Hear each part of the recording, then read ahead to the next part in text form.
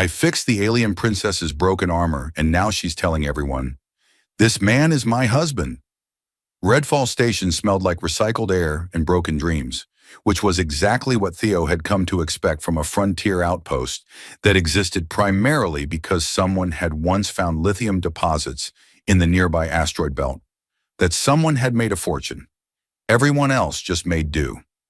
Theo's repair shop occupied a narrow slot between a noodle vendor whose authentic Earth cuisine tasted like salted cardboard and a pawnbroker who asked too many questions.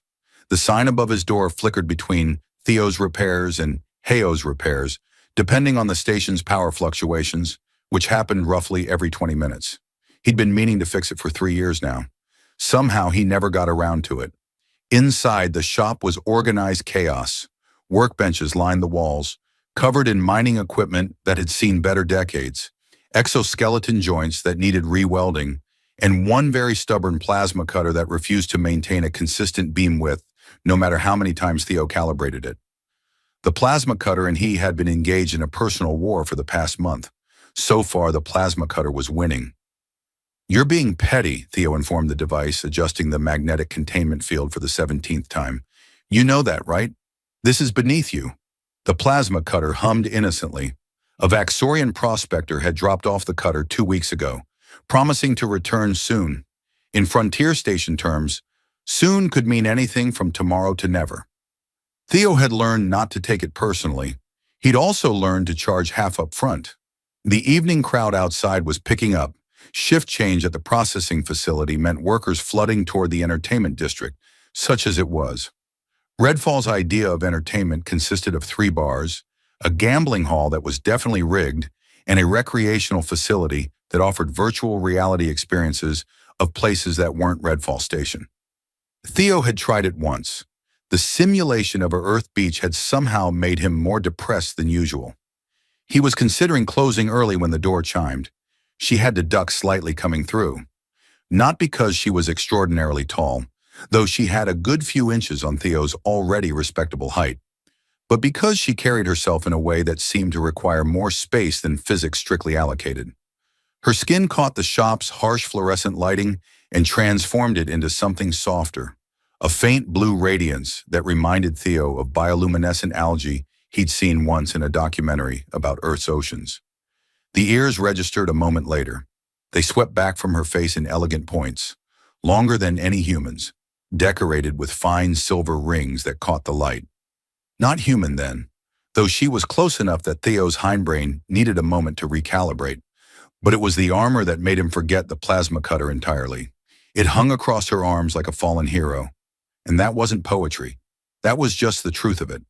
The breastplate was scorched black in places, a spiderweb of cracks radiating from what looked like an impact point near the left shoulder. The pauldrons were bent, the intricate engraving work along the edges damaged but still visible. Ceremonial, Theo's experienced eye told him, but functional. Real armor meant for real fighting, not parade ground posturing. The metal itself was nothing he recognized. It had a depth to it, layers visible beneath the surface, like looking into deep water.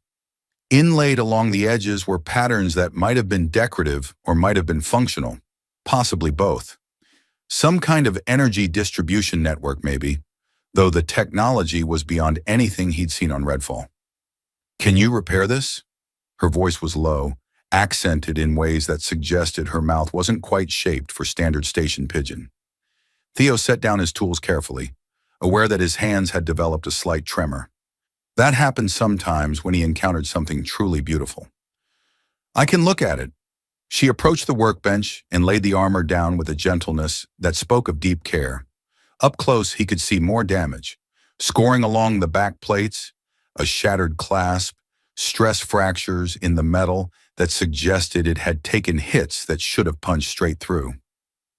What happened? The question was out before he could stop it. Customers didn't always appreciate curiosity.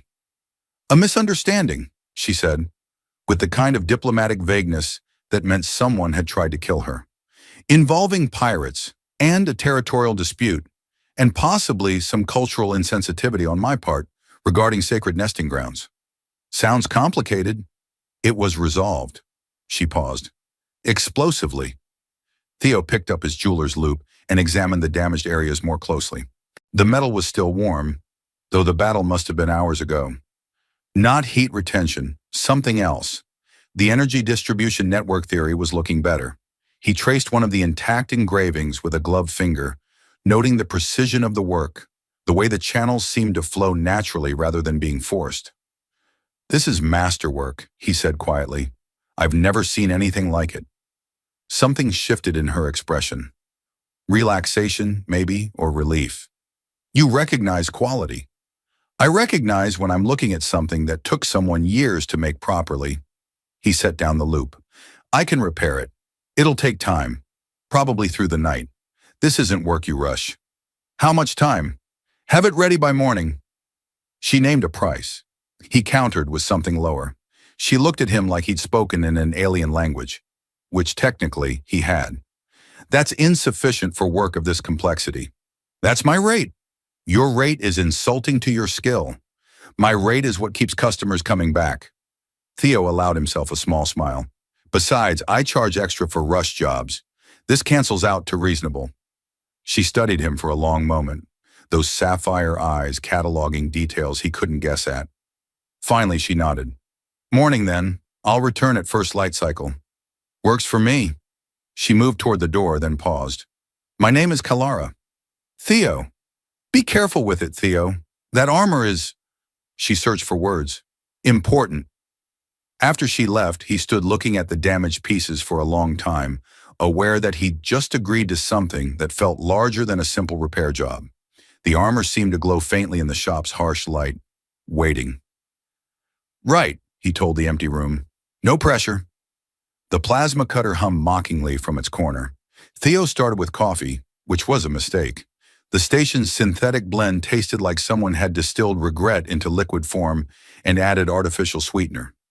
He drank it anyway, because the alternative was falling asleep face first into priceless alien armor, and that seemed like poor professional practice. The breastplate lay on his primary workbench under the full-spectrum lamps he used for detailed work. In better light, the damage looked worse. The impact point had created micro-fractures that radiated outward in patterns that looked almost organic, like veins or root systems.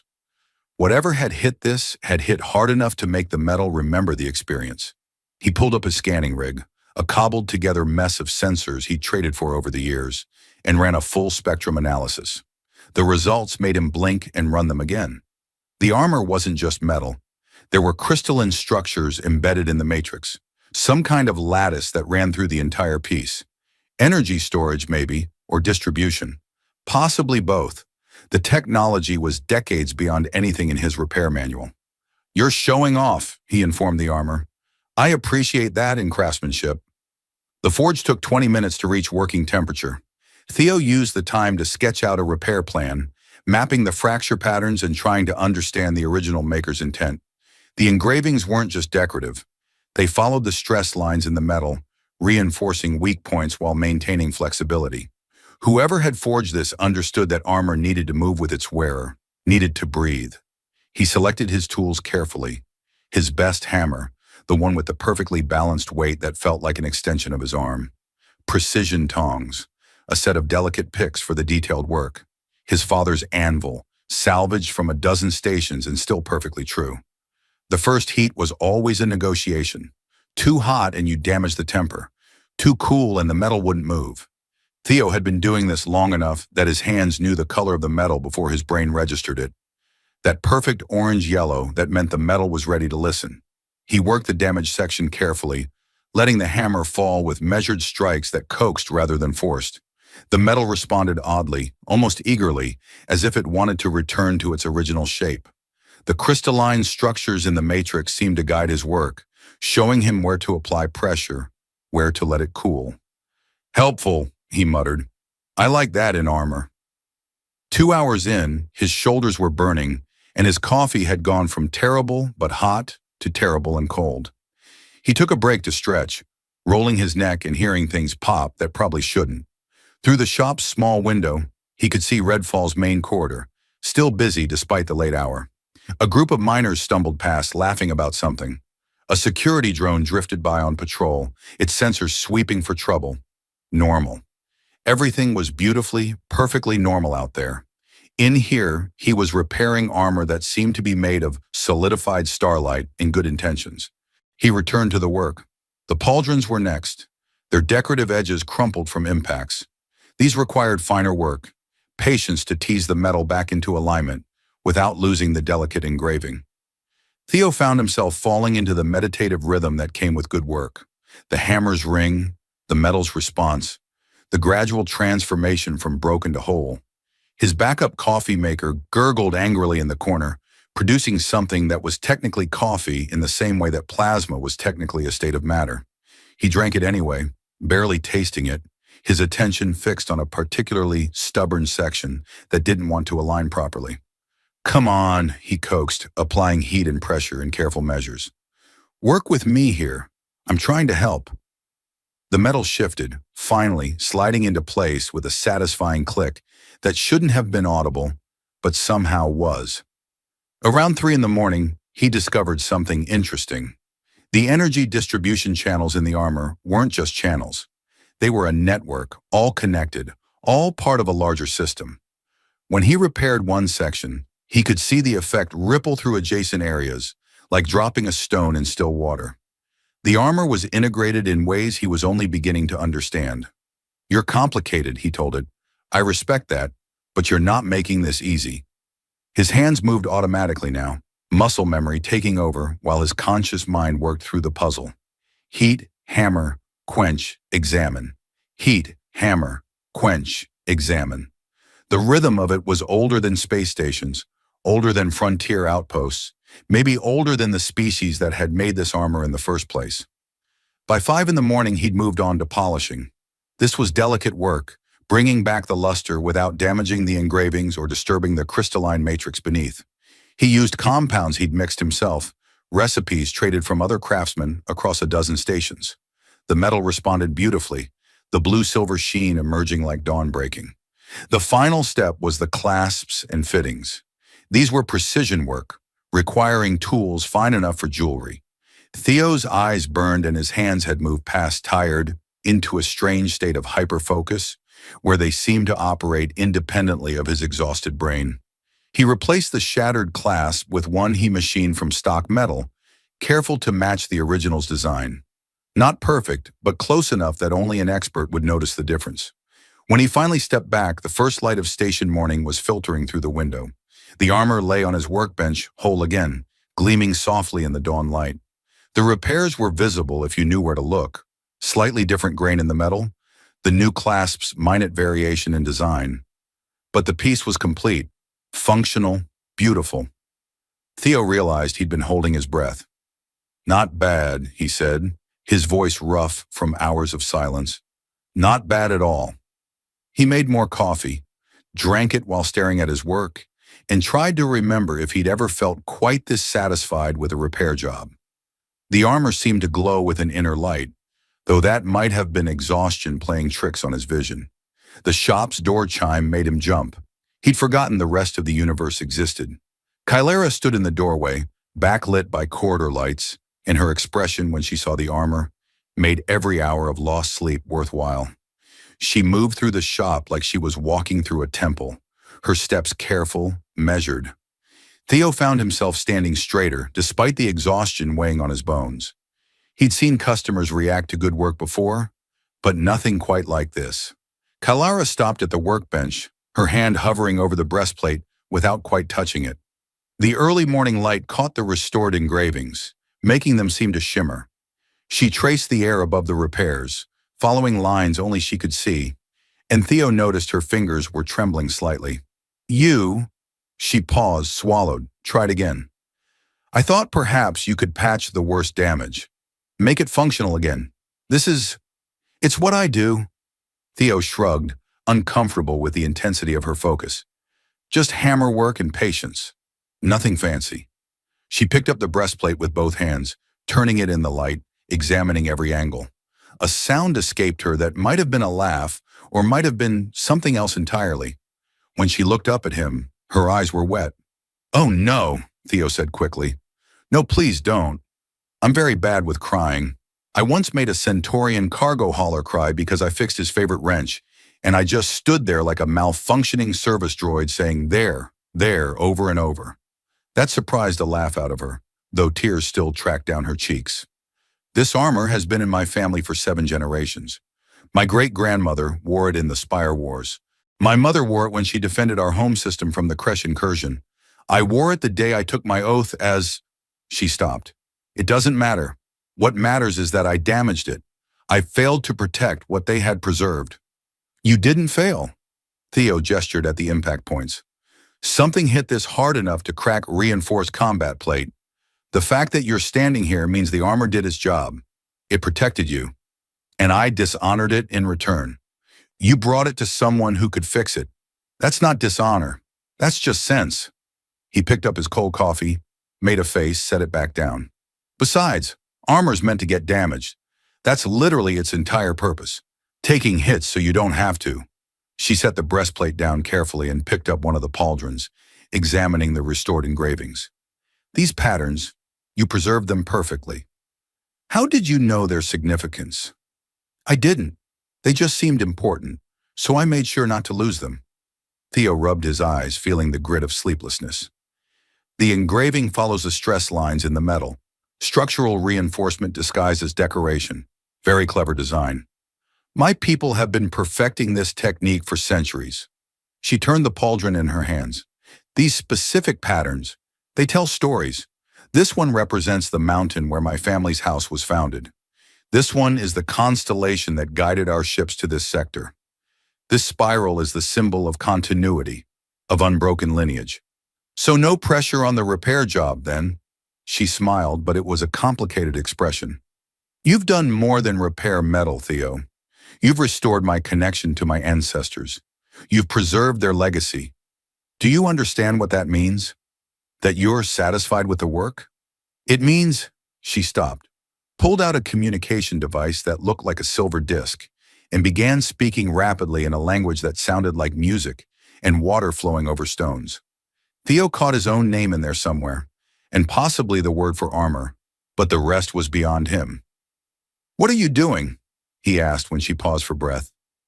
Informing my house. She was smiling now, bright and delighted. They need to know. This is important. Informing them that the armor's fixed? That seems like something that could wait until after breakfast. Theo's stomach chose that moment to remind him he'd been running on terrible coffee and stubborn determination for the past 8 hours. Speaking of which, I don't suppose your people have strong opinions about breakfast foods? Because I know a place that does protein paste in 6 different colors, all of which taste identical. This is more significant than breakfast. I'm not sure anything is more significant than breakfast when you've been up all night hitting things with hammers. She ignored him, speaking into the device again.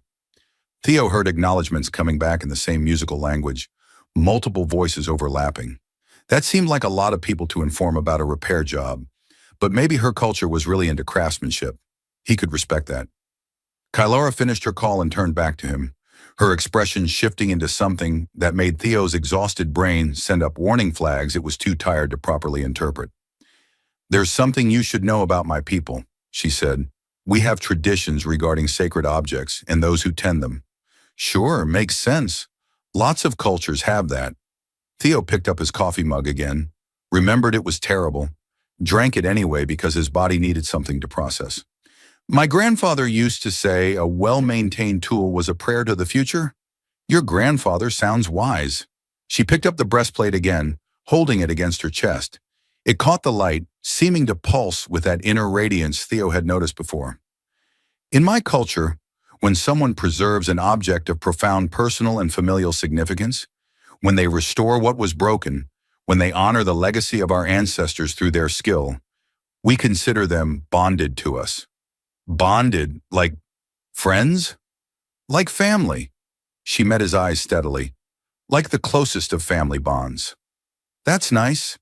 Theo's brain was running on fumes and spare parts. Family's important. I'm glad you consider the work good enough for that. You don't understand. She was still smiling that complicated smile. The bond is already forged. You touched what is most sacred to me. You restored it with care and skill. By our oldest laws, by the traditions that have guided my house for centuries, you are now—" The shop's door chimed, then chimed again and again. Theo turned to see the corridor outside his shop filling with people. Aliens, mostly her species, dressed in what looked like formal attire. Some wore armor similar to what he'd just repaired. Others wore flowing robes in deep blues and silvers. All of them were looking at his shop with expressions of intense interest. "What," Theo said slowly, "is happening right now?" Kylara was beaming. "They've come to witness the announcement." "What announcement?" She turned to the growing crowd, still holding her restored armor, and spoke in that musical language. Theo heard his name again, heard what might have been the word for repair, and then heard a word that was repeated by the crowd with something that sounded like approval or possibly congratulations. "Seriously," Theo said, his exhaustion-addled brain finally catching up. "What announcement?" Kylara turned back to him, her expression radiant with joy and certainty. "That you are now my husband, of course." Theo's coffee mug slipped from his fingers and shattered on the floor. Outside, the crowd was growing larger. Someone had started playing music. "I'm your what now?" The crowd was definitely getting bigger. Theo could see station residents stopping in the corridor, craning their necks to see what was happening. Someone, he recognized the noodle vendor from next door, was taking pictures. The music was getting louder, some kind of stringed instrument that produced harmonies impossible for human fingers. "Okay," Theo said, his voice coming out higher than intended. Can we pause everything for a moment? Maybe rewind?" Kylara looked confused. "Pause what?" "The husband thing. That thing you just said. About me being your—" He gestured vaguely. "That. It's not something that can be paused. The bond is formed." She said it with the kind of certainty usually reserved for physical constants. "You restored my ancestral armor. You preserved my family's honor. By the oldest traditions of my house, we are joined. I fixed some dents and polished the scratches out. That's my job. I do that for everyone." Theo looked around his shop wildly, as if the plasma cutter might offer helpful relationship advice. "Last week I repaired a coolant regulator for a Vaxorian, and he didn't propose marriage. He didn't even tip." "Did the Vaxorian's coolant regulator carry 7 generations of family history?" "It carried coolant." One of the robed figures from outside stepped into the shop. He was older, his pointed ears decorated with enough silver rings to set off a metal detector, and he carried himself with the kind of dignity that suggested he was used to being listened to. He spoke to Kylara in their language, received a response, then turned to Theo with an expression that might have been sympathy. "I am Yolan, advisor to House Tylaris," he said in accented but clear station pidgin. "I understand this is unexpected." "Unexpected is when your coffee maker breaks. I don't even have a word for this."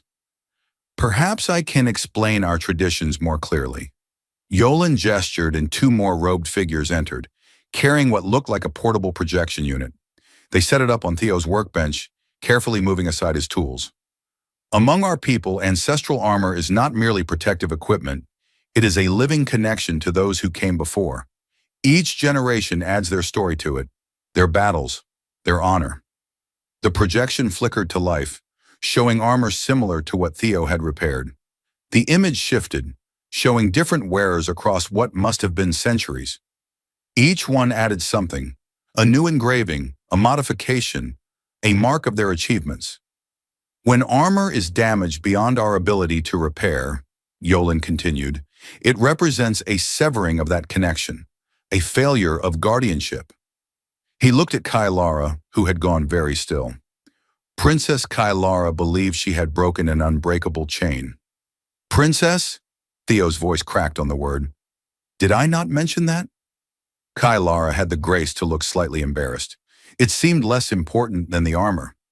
"You're royalty and you brought your priceless family heirloom to a guy who charges 40 credits an hour? You were the only craftsman on this station who looked at the armor with proper respect." She met his eyes. "And you charged far too little for what you did." Yolan cleared his throat delicately. "When someone outside our family, someone with no obligation to our lineage, chooses to preserve our honor through their skill, we consider it the highest form of respect. The craftsman bonds themselves to our history by choice. This is rarer and more valued than bonds of blood. I just didn't want to scratch up the nice engravings. You spent the entire night restoring not just function, but beauty. You preserved every detail, every story, every connection to those who came before. Yolan's expression was kind but implacable. Whether you knew our traditions or not, you honored them perfectly. The crowd outside had grown to at least 30 people. Someone had brought food. This was turning into an event. Look, Theo said, trying to organize his sleep-deprived thoughts. I'm extremely flattered, confused mostly, but also flattered. But I'm just a repair technician. I fix things. I'm not husband material for anyone, let alone a princess. I once forgot to eat for 3 days because I was debugging a malfunctioning gravity regulator. My father once got so absorbed in diplomatic negotiations, he forgot he'd called a formal state dinner, Kylara offered. 30 dignitaries waited for 4 hours. These things happen. That's not the point. The point is that you have demonstrated the qualities we value most. She stepped closer, still holding the restored armor. Skill, patience, respect for tradition and beauty. These are not small things. It's just being decent at your job. Many people are merely adequate at their work. You are exceptional. She gestured at the armor. This proves it. Every detail preserved, every story maintained. You didn't just repair metal, you understood what it meant and honored that meaning. Theo looked at Yolan desperately. There has to be some kind of opt-out clause, a waiting period, forms to fill out. Our traditions are quite clear on this matter. Yolan actually looked apologetic now. The bond is formed by the act itself, not by agreement, though of course we would never force someone to embrace the full cultural implications of, "He's already my husband," Kylara interrupted firmly. "The rest is simply acknowledgement of what already exists." That's not how marriage works. It's how bonding works among my people. She tilted her head, her long ears catching the light. Though if you prefer, we could discuss the 17 ceremonial requirements for formal recognition. There's a 3-day feast, symbolic gift exchanges, the ritual presentation to the ancestral council.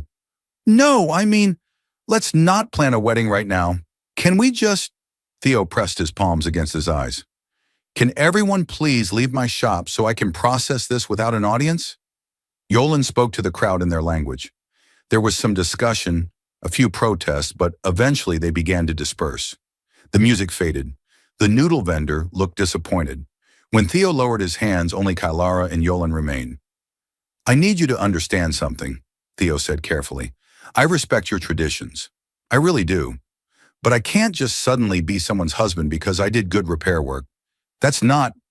People don't work like that. My people do. But I'm not your people. She considered this, her expression thoughtful.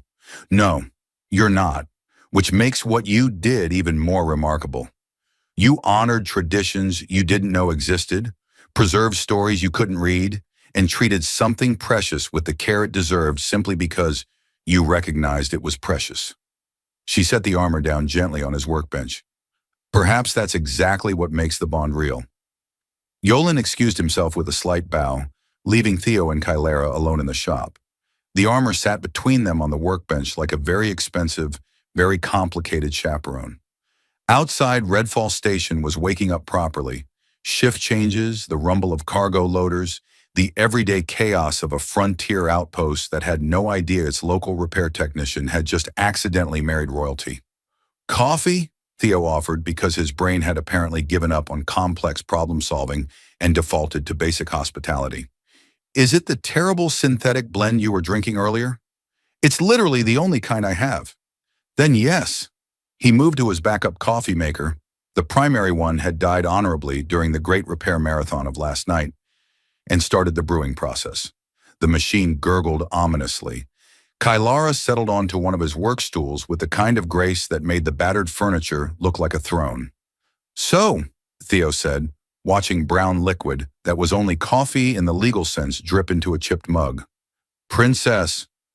Third in line for the seat of House Tyleris, technically. My older siblings are far more interested in politics than I am. She picked up one of his hammers, testing its weight. I prefer the field work. Diplomacy through presence rather than words. Is that what the armor's for? Partially, also for when diplomacy fails and someone starts shooting. She set the hammer down. The pirates I mentioned were not interested in reasonable discussion. Most pirates aren't. Theo poured 2 mugs of coffee, handed her one. Fair warning, this tastes like someone extracted the essence of disappointment and added water. She sipped it, made a face that suggested her people had the same relationship with bad coffee that humans did. Accurate description. I've had years to perfect my technique. He leaned against the workbench, cradling his own mug. Okay, so help me understand this. Your culture has a tradition where fixing important things creates a marriage bond. But you travel around doing diplomatic fieldwork. You must meet craftspeople all the time. Are you accidentally married to half the sector? The armor is different. It's not just important. It's sacred, personal. It carries my family's entire history. She traced the rim of her mug. Most repairs are ordinary. A ship's hull, a weapon, even the fine jewelry my house is known for. These are things of value, but not of soul. The armor is... She paused, searching for words. How do I explain? It's the physical manifestation of who we are. Every scratch tells a story. Every repair becomes part of that story. So by fixing it, I'm now part of your family's story. Exactly, she smiled. You're very quick when you're not panicking. I'm not panicking. This is just my face when dealing with unexpected marriage proposals before breakfast. You should eat something. She pulled out her communication device. I can have food brought. Please don't summon more people to my shop. I'm still recovering from the last crowd. Theo sipped his terrible coffee. Besides, protein paste is traditional Redfall Station breakfast cuisine. When in Rome, eat questionable synthetic nutrients. I don't know what Rome is, but your food standards concern me. They fell into silence for a moment. Through the shop's window, Theo could see his noodle vendor neighbor gesticulating wildly at someone, probably recounting the morning's events. By noon, everyone on the station would know. By evening, the story would have evolved into something involving laser swords and dramatic declarations. Can I ask you something? Theo set down his mug. Why did you come here? To Redfall, I mean. This isn't exactly a destination for diplomatic missions. We're barely a waypoint for people heading somewhere better.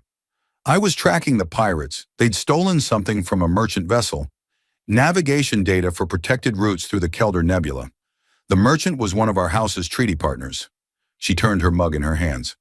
I recovered the data, but the confrontation was energetic, damaged my armor in the process. Redfall was the nearest port. Lucky me. Is it? She met his eyes directly. Lucky, I mean. You seem distressed by this situation. Distressed is one word. Completely unprepared is several more accurate words. Theo rubbed his face, feeling the stubble and exhaustion. Kylara, I live in a shop that's smaller than some cargo containers. My longest relationship was with a power coupling that eventually blew out after 3 months. I'm not equipped to be anyone's husband, especially not royalty. What does equipped mean in this context? I don't know. Social graces? Proper etiquette? The ability to attend formal functions without accidentally insulting someone's ancestral lineage? He gestured around the shop. I'm a guy who talks to tools and considers it a successful day when nothing catches fire. My father talks to his tactical displays. He names them. Kylara's expression was amused. Last I checked, he was having an argument with Strategic Analysis Unit 7 about fleet positioning. The unit was winning. Despite everything, Theo laughed. Okay, but that's different. He's royalty? Yes. Also deeply strange, according to my mother, who, incidentally, was a combat medic when they met. She thought he was a mid-level functionary until their 3rd date. Really? He failed to mention the prince part. Said it seemed like it would complicate things. She smiled at the memory. She punched him when she found out. Broke his nose. They've been bonded for 40 years. Theo processed this. That's either very romantic or very concerning. Both, usually. Kylara set down her coffee mug. I'm not asking you to change who you are. I don't expect you to move to my homeworld or learn courtly protocols or pretend to be something you're not. The bond isn't about that. Then what is it about? Recognition. She picked up the breastplate again, running her fingers over his repairs. You saw something precious and treated it with care, not because you had to, not because someone was watching, but because that's who you are. That quality, that fundamental respect for things that matter. That's what the bond honors. I just didn't want to mess up nice craftsmanship, which proves my point exactly. She stood gathering the armor pieces. I need to return to my ship. Yolan will be organizing formalities, and if I don't stop him, he'll plan a ceremony that requires 3 different orchestras. Wait, you're leaving? For now, I have reports to file, explanations to give my family about why I've bonded with a Redfall Station repair technician. She moved toward the door, then paused. Theo, I know this is overwhelming. I know your culture processes relationships differently. I'm not asking for immediate acceptance. I'm just asking you to remain open to the possibility that sometimes bonds form in unexpected ways. And if I can't, if this is just too strange for me to wrap my head around, she considered this seriously, then we navigate that together. But know this, among my people, bonds can't be broken by refusal. They can only be honored or ignored. I will honor this one regardless of your choice. After she left, Theo stood in his quiet shop, surrounded by half-finished projects and the lingering scent of forge-heated metal. His reflection stared back at him from a polished piece of hull plating someone had dropped off last week. A tired man with wild hair and confused eyes who'd somehow gotten married before breakfast. His communication device buzzed. A message from the noodle vendor. Congratulations! First bowl of noodles, free for station royalty. Theo put his head in his hands and laughed until his sides hurt. 3 days after the incident, Theo had started thinking of it in capital letters. The incident, Kylara returned to his shop. This time she came alone, dressed in practical traveling clothes rather than armor, and she actually knocked before entering, even though the door was unlocked. You knock now? Theo looked up from a gravity regulator he'd been fighting with for the past hour. Yolan suggested it might be more culturally appropriate, something about respecting personal boundaries. She stepped inside, glancing around the shop. Has it been difficult? Define difficult. If you mean, has the entire station been stopping by to congratulate me and ask invasive questions about my marriage to an alien princess I didn't know I'd married? Then yes, very difficult. He set down his tools. The pawnbroker next door offered to buy my story rights for what he called a very generous sum. It was 12 credits. That does seem low. I told him to make it 15 and we'd talk. Theo wiped his hands on a rag. I didn't sell for the record. Seemed tacky. She laughed, and it was a good sound, unguarded and genuine. I brought something for you. She pulled a small box from her pocket, setting it on the workbench. Inside was a piece of metal about the size of his thumb, the same blue-silver as her armor. It seemed to glow with that inner radiance, pulsing gently in the shop's harsh light. What is it? A piece of the same alloy as my armor, from the house Tylaris forges on my homeworld. She pushed the box toward him. Traditionally given as a bonding gift. What you do with it is your choice. Theo picked it up carefully. It was warm, heavier than it looked, and the crystalline structures inside caught the light in ways that hurt his eyes if he looked too long. This is valuable. Extremely. It's also yours now. She settled onto the work stool. I've been thinking about what you said, about not being equipped for this, about how your culture processes relationships differently. And you were right. I walked in here with assumptions based on my traditions, my culture, my understanding of how the universe works. I didn't consider that you might have an entirely different framework. She met his eyes. That was presumptuous of me. I apologize. Theo turned the metal piece in his hands, watching the light play through it. I've been thinking too, about what you said, about bonds and recognition, and how sometimes things form in unexpected ways. He set the metal down. Here's the thing, I'm not good at people.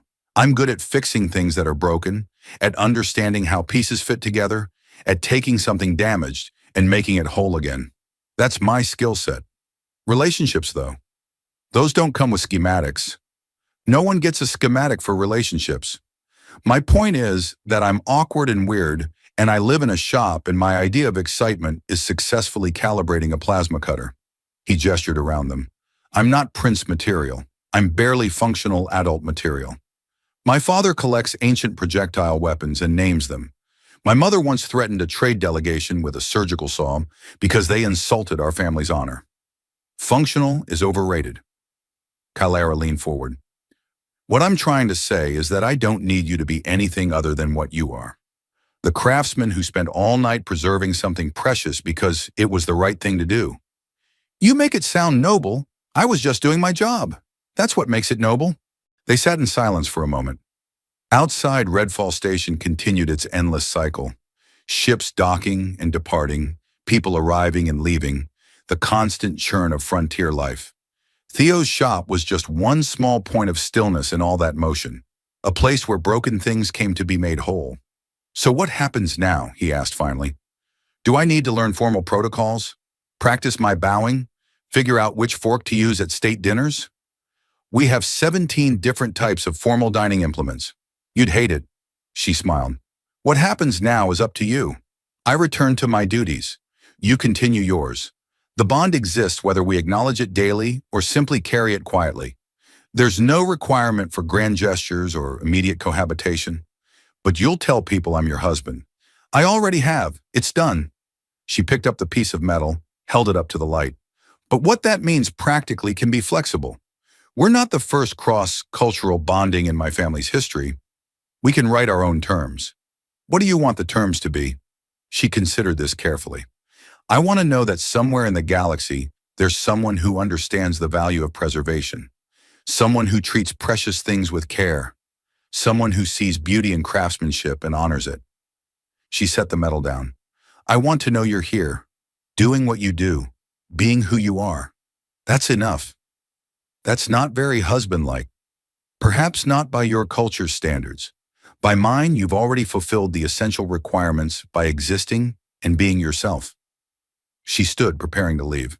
Though if you wanted to occasionally accept communication calls, or perhaps share a meal when I'm passing through this sector, I wouldn't object. I could probably manage that, as long as you don't expect me to use 17 different dining implements. I'll bring food that requires only hands. After she left, Theo sat with the piece of metal for a long time. It was beautiful material, unlike anything he'd worked with before. The possibilities of it sang in his mind. What he could forge, what he could create, how he could shape it into something new while respecting what it was. He pulled out his sketching tablet and started drawing. Not armor, not weapons, not anything grand or ceremonial. Something smaller, more personal. 2 pieces, actually. Matching rings, maybe, though designed in a way that honored both their aesthetics. Hers would have the flowing lines and intricate patterns of her culture. His would be simpler, more functional, but no less carefully made. Bonds didn't have to look the same for everyone. They just had to be real, forged with care and intention, strong enough to last. His communication device buzzed. A message from Kalara. Yolan is planning a small ceremony. Only 40 guests. I told him you'd prefer something smaller. He's scandalized. Theo smiled and typed back. Tell him I'll attend if there are fewer than 10 people and no orchestras. You drive a hard bargain. I'll negotiate. He set the device down and picked up the metal again, already planning his approach. The work would take time, precision, care, all the things he was good at, all the things that had somehow impossibly led him here. Outside his shop, Redfall Station hummed with life. Inside, a repair technician who'd accidentally married a princess started heating his forge, preparing to create something that would honor both a bond he hadn't expected and a future he was beginning, tentatively, to imagine. The plasma cutter hummed in its corner, and for once, Theo could have sworn it sounded approving. The end.